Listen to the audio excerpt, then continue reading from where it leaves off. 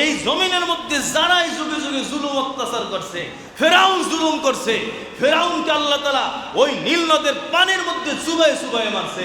নমরুদ জুলুম করছে, অত্যাচার করছে, নমরুদকে আল্লাহ রাব্বুল আলামিন ল্যাংড়া মশা দিয়ে মারছেন। এই ল্যাংড়া মশার কারণে জোতার বাড়ি খাইতে খাইতে নমরুদ দুনিয়া থেকে বিদায় হয়েছে।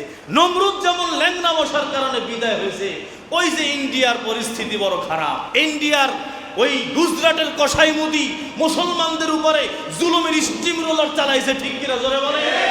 ওর বিরুদ্ধে তেলাপোকা বাহিনীকে আল্লাহ তাআলা লাগাই দিছে। ও যদি ঠিক না হয়, এই তেলাপোকা বাহিনীর মাধ্যমেই এই জালেমের পতন হবে, ঠিক কিনা জোরে বলে? মুসলমানরা সঠিকভাবে নামাজ পড়তে পারে না। আজকে বাংলাদেশে হিন্দুরা কত আরামে মায়ের কোলে বসবাস করে।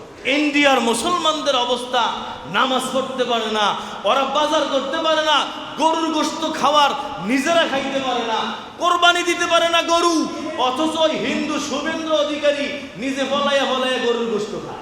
এই কোরবানিতে ভাইরাল হয়েছে, গরু জবাই দিতে দেবে না। হিন্দুরা পর্যন্ত অভিশাপ দিছে, হিন্দুরা গরু পালছে যাতে কোরবানিতে বিক্রি করতে পারে, এদের গরু বিক্রি হয় না। মুসলমানদেরকে গরু কোরবানি দেওয়া নিষেধ, গরুর গোশত খাইতে পারবে না, অথচ নিজেই গরুর গোশত রাত্রেবেলা খাইছে, আবার টিফিন ক্যারিয়ার করে বাসায় লয়ে গেছে। এই জুলুমের শেষ। মুসলমানদের অধিকার, মুসলমান তার ইবাদত বন্দেগী করবে, আল্লাহর হুকুম পালন করবে, এটা সবার রাষ্ট্রীয় অধিকার, ঠিক কিনা জোরে বলে? আজকে ইন্ডিয়ার মধ্যে মুসলমানদের উপর জুলুম অত্যাচার শুরু হয়েছে, বাবরি মসজিদকে ধ্বংস করে দিছে। এখন আবার শুনতেছি দারুল উলুম দেওবন্দের ভিতরেও নাকি কোন মূর্তি বাইরেছে, দারুল উলুম দেওবন্দকে ভাঙ্গার জন্য নোটিশ পাঠাইছে। এই জুলুম অত্যাচার যত করো না কেন, ফেরাউনের থেকে বড় হইতে পারো নাই, ঠিক কিনা জোরে বলে? নমরুদের থেকে বড় হইতে পারো নাই। নমরুদকে আল্লাহ ল্যাংড়া মশা দিয়া মারছে, তোমাকেও তেলাপোকা বাহিনী দিয়া তারাইয়া তারাইয়া এই দুনিয়া থেকে বিদায় করবে, ঠিক কিনা জোরে বলে? মুসলমান কখনো জুলুমের পক্ষে থাকতে পারে না, ঠিক কিনা বলেন? জুলুম অত্যাচার যে করবে তার পরিণতি কখনোই ভালো হবে না। এর ইতিহাস আমাদের সামনেই আছে, সামনেই আছে। সুতরাং সবাইকে আমাদের উচিত, আমরা আল্লাহর গোলাম, গোলামি আমাদের মধ্যে আসা উচিত। যদি আমার মধ্যে গোলামি থাকে আর কোনো পেরেশানি নাই, গোলামি থাকলে টেনশনও নাই যে আমার আজীবন ক্ষমতায় থাকতে হবে না। মালিকের ফয়সালা ছিল 5 বছর, ফয়সালা নাই চলে যাও। ওই যে মালিক যেমন গোলামকে 1 মাস বসাইয়া বিদেশ গেছে, আবার আইসা উঠাই দিছে, তা আমিও তো এমন মালিকের গোলাম। মালিক আমাকে বসাইছে, আলহামদুলিল্লাহ, মালিকের ফয়সালা হয়েছে, উঠাই দিছে, আলহামদুলিল্লাহ। কিসের জুলুম, কিসের অত্যাচার? এই জন্যই সারা দুনিয়ার হালাত এমন, সবাই নিজেকে গোলাম মনে করে না, মনে করে কি খোদা, ঠিক কিনা জোরে বলেন? আল্লাহ তাআলা আপনাকে আমাকে সবাইকে আল্লাহর খাঁটি গোলাম হয়ে দুনিয়া থেকে বিদায় হওয়ার তৌফিক দান করুন। এই জন্য আমাদের বুজুর্গ যারা ছিলেন তাদের অগণিত ঘটনা আছে, যারা সবাই নিজেকে গোলাম মনে করতেন, একেবারে তুচ্ছ মনে করতেন। আমাদের আবরারুল হক সাহেব রহমতুল্লাহ আলাইহি, উনি ঘরের মধ্যে একদিন খালি পায়ে হাঁটতেছে, তো অনেক বড় মানুষ।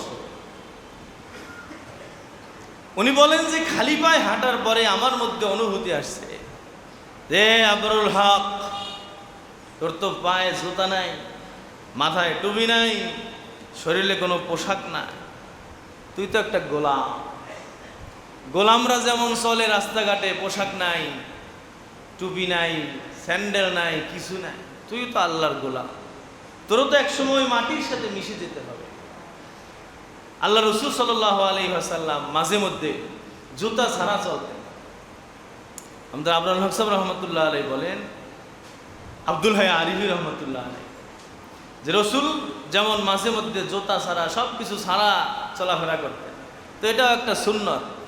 মাঝে মধ্যে যদি সুযোগ হয়, গ্রামগঞ্জে গেলেন বা কোথাও গেলেন, যেখানেই সুযোগ হয়, জুতা মোতা সব ছাড়া বাস খালি হয়ে চলাফেরা করলাম, রসুলের সুন্নত আদায় করলাম।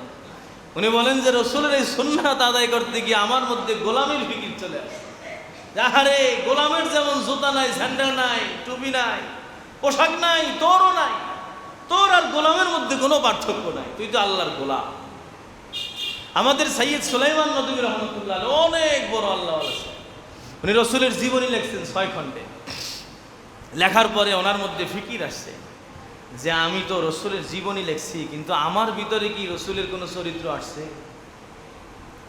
উনি এইটা নিজের ইসলাহ করার জন্য উনি তখন শায়েক খুঁজতে লাগলেন। উনি শুনলেন যে থানা ভবনে আশরাফ আলী সাহেব নামে একজন শায়েক আছে। উনি হাকিমুল উম্মত মুজাদ্দিদুল মিল্লাত শাহ আশরাফ আলী রহমতুল্লাহ আলাইহির কাছে গেছেন। যাওয়ার পরে ওনার খানকায় থাকছেন। কয়েকদিন থাকার পরে উনি যখন বাসায় চলে যাবেন তখন হাকিমুল উম্মত থানভী রহমতুল্লাহ আলাইকে বলছেন যে হযরত, আমি তো চলে যাব, আমাকে একটা নসিহত করেন।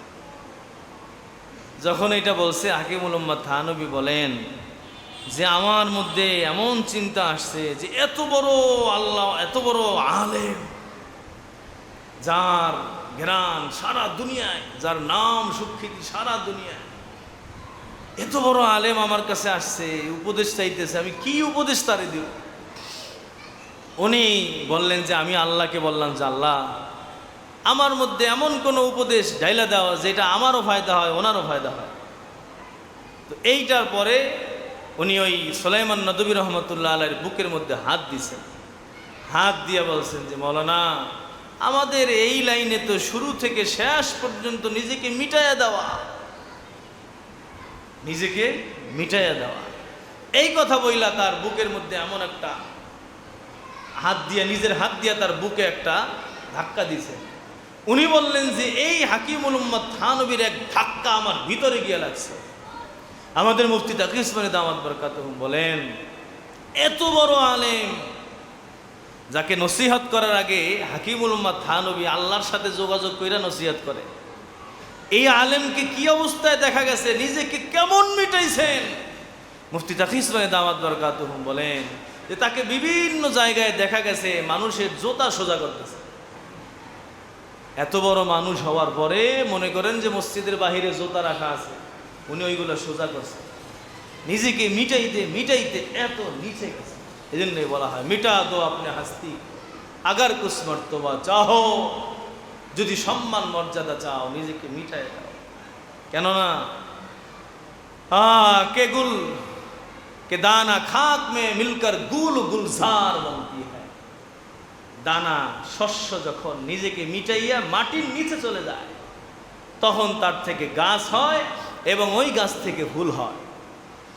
যদি নিজেকে মিটাইয়া মাটির নিচে না যাইতো তাহলে আর জীবনেও তার থেকে ফুল হইতো না, ঘ্রাণ ছড়াইতো। এই জন্য আল্লাহর বান্দা যারা, তাদের এক নম্বর গুণ হলো গোলাম হওয়া। কি বলেন? গোলাম হওয়া।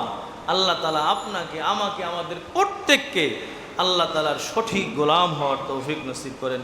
আল্লাহ রসুল নিজেকে যেমন মিটাইছেন, সাহাবায়ে কেরাম মিটাইছেন, বুজুর্গানে দিন যেমন নিজেদেরকে মিটায় রাখছেন, আমরাও যেন নিজেদেরকে এমন মিটাইতে পারি, ছোট বানাইতে পারি। আল্লাহ তাআলা আমাদের সবাইকে তৌফিক নসিব করেন। ওয়া আখিরু দাওয়ানা আলহামদুলিল্লাহি রাব্বিল আলামিন। সুন্নাত পড়িনে কবুল।